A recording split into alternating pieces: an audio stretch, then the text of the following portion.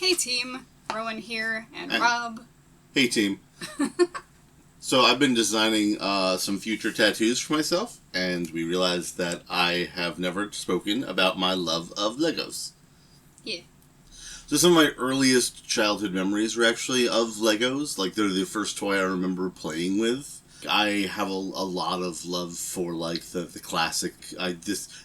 I know everything's Fortnited now, but, like, I remember when it was just, like, you got pirates, and you got spaceships. Yeah.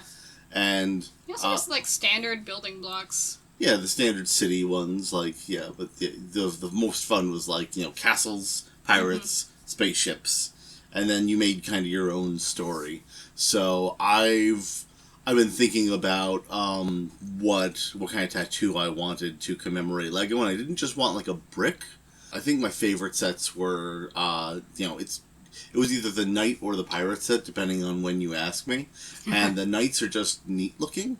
Yeah. So I was just like, all right, I'll take pieces I had from Lego as a child, and I'll put together a minifig of a knight, and I will draw that for one of my next tattoos. So I was already on the pencil layer by the time we realized, oops, I should be recording this. So a lot of this has been already refined down from reference images. Yeah. And actually, like, to be honest, I didn't have that specific sword with the nubs on the side so it could attach to stuff. I had different swords. But I saw that sword design when I was going through minifig stuff and went, it looks better. Let's get Fair that enough. one. You're allowed to draw whatever you want. Yeah. But I had that shield, I had those helmets, had that, the armor piece that goes on over the chest. Yeah. And I had the castle with, the base piece, like the green land you built on, was a hill, and it had a dungeon set in the middle of it, and a ramp that went up, so you could build a castle with, like, a defensive wall and, like, a pulley system for putting things in and out of the dungeon or cellar, and then build little Lego catapults. It's just, Legos are just a lot of fun, because, like, I know there's a thing now where a lot of people, like, they'll buy a Lego set and they'll put it together and they'll put it on display. Yeah. Whereas I'm the kind of person who's like, I'll get a Lego set, I'll put it together, and then I'll pull it apart and all the Legos get in a box. Yeah. And, like, once every month or two when the mood strikes me, I just haul out the box and I make whatever I want out of the pieces. Yeah. And I try to get you a new set for your birthday every year. And I try to look at, like, what are the interesting pieces of the set. So there's the set itself to build, and then what could you do with it after that? Yeah, it's very sweet. You've also lamented that, like, I'm such a simple creature. I want so little in life that that sometimes you're just like, I don't just want to get you Lego again. But, and like, I'll just shrug and be like, but I like Lego. Yeah. And, you know, it makes it kind of easy to shop for you. Yeah. Although even the non-licensed stuff is still, like, expansive, which is why it's a birthday thing. It's a special thing. Oh yeah, I give a lot of credit to my parents for getting me Lego, because even I had the big pirate ship, and looking back, that had to be like even at the time like $80 to $120, and this is like the late '80s. I was gonna say in '80s and '90s money. Right, and I remember learning to whistle playing with Legos because I was making wind noises for the ships that were fighting. And you realized you could whistle. Yeah. That's why I learned to whistle. It's just making wind noises, and then, you know, it became a whistle. It's so cute. Yeah. But I remember learning to whistle on my bedroom floor in the first house playing Legos. Oh. That's adorable. Yeah. I had Barbies more than anything, but I was less interested in the dolls. Like, the dolls back in the olden times, I would have loved Monster High, because I was giving my dolls, like, extra eyeballs and things. But it was the props that I wanted to play with, the house itself and the movie theater and the motorcycle and whatever. So, like, I probably would have liked Lego more if I had realized there were options like that. I'm hoping I remembered all this right. This is my recollection. Before I went off to college, I had, like, you know those, like, almost waist-high Tupperware bins? Yeah. With the handles? I had one of those that was basically filled with Lego. And I didn't bring it to college with me.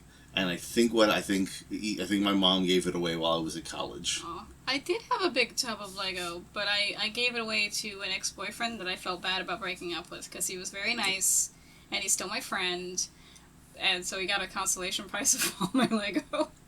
Oh, I did the line for a neat trick so I could just bisect the shield and know that I was, like, not being wiggly about it. It's a good idea. Used it as a guide. That's smart. I would have just been wiggly.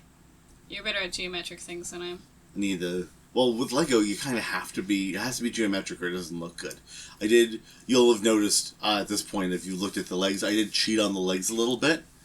I dramatized them a little bit because there's not really that separation. Lego legs are very in step with each other. I see. But it doesn't... It looks better if, if you're drawing them as minifig, if you just, dramatize the gap a little bit, if you Y out the legs. Yeah. But they go straight down. They don't separate like that. No, you gave him a thigh gap. Yeah. But it looks better in a picture. Yeah. It works better as a toy the other way. So now I'm just making differentiations between I did a warm gray as the base and I'm doing a cool gray as this. And then I'm still I might go back and add highlights, but again, it's going to be a tattoo. Right. So like there's a limit to how much color extravagance is going to go into it just because of how I do my tattoos. Yeah, I mean, like, I've got a tattoo that has technically white ink in it, but at this point, you can't tell. It's gone. Just do a little highlight, if anything. Yeah. So, yeah. You're gonna do whatever looks better, and you'll be able to talk to the artist and... Yeah. And I don't know where I'm putting this, either. Where on your body? Yeah. I don't know, I put it in the folder in case you wanted to show people. I finished my tattoo of a dragon, not a dragon skull, a dinosaur skull. I mean, they're pretty close. Yeah, I have a dinosaur skull, which just because, like, again, I'm just, like, designing things, just tattoos of things I like, and my childhood dinosaur obsession never really went away. No, so because dinosaurs are neat. Yeah. It was, let's throw back to, like, being a kid, even before Jurassic Park, people would be like, what do you want to be? And I'd be like, I'd be a paleontologist and study dinosaurs. Yeah. So, yeah, I went with a very simple color. The blue is the splash color. Do the brown for the under leathers. Mm-hmm. 2 types of gray. I think it did, like, a gold for the lion on the shield just to have differentiation. And I might go in and do some stuff, but I think I had been staring at this for a while when I had finished, and I was just like, I need to sit on it. It's going to go on my skin forever. So I'll sit on it for a while, and then I'll go back and be like, okay, I like this, and the other thing as I'm actively looking at it, and then by the time it goes on my skin, it's something that I'll love forever. Not for nothing, like, you could do the tattoo one way, and then you could finish it up another way for, like, a print or a sticker or something. That's true. That could be fun. Because this is a cute little guy. It is a cute little guy. You made a cute little guy. I drew my favorite little knight, and he's got his favorite little armor on. He's going to the tournament. Mm-hmm. His favorite little tournament. He's gonna win that tournament. Yeah. Look at him. Look at him. Oh, he is cute. No, you did good. I appreciate this little man. Or, I don't know. I'm assuming the gender of this Lego fig. I made pretty sure all my knights were dudes. I will say that not a lot of my minifigs were lady Legos. Mm-hmm. Like Lego in my era wasn't like gendered like you have today with like the Friends Lego and the not Friends Lego, but like the town sets had like women who'd be walking around, but unless they were like a queen or something, the knights and pirate sets rarely had like ladies in them. I had a lady fig that had like cleavage. Like, it was still flat, but, like, drawn on corset.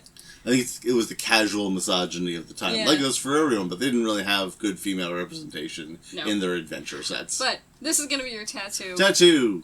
And did you play with Lego as a kid or play with Lego now? What was your favorite Lego? toy? Yeah. Tell us in the comments. Rock on. Rock on.